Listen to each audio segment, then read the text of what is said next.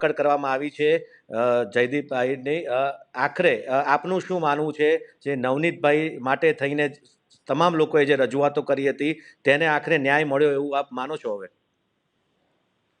બિલકુલ બી માનીએ છીએ, કેમ કે એસઆઈટી એ જે કઈ તપાસ કરી હશે જી અને જે દિશાએ તપાસ થઈ છે ને ક્યાંક એવું લાગ્યું એસઆઈટી ને કે જયરાજભાઈ આમાં ક્યાંય ને ક્યાંય સંડોવાયેલા હશે તો એને ધરપકડ કરી હશે. હું એકચ્યુઅલી હમણાં એબ્રોડ છું, પણ સમાચાર મને અહીંયા મળ્યા છે તો આપે ફોન લગાડ્યો એટલે મેં કીધું ચાલો વાત કરીએ. બિલકુલ. અને ખાસ એક એ પણ પૂછ્યું હતું કે કોળી સમાજનું એક મહાસંમેલન 1 તારીખે થવાનું છે.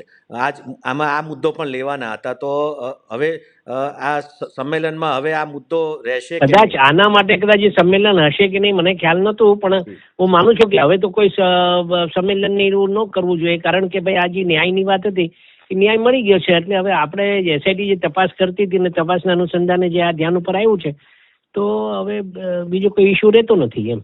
જી આભાર હીરાભાઈ લલકાર સાથે વાત કરવા બદલ.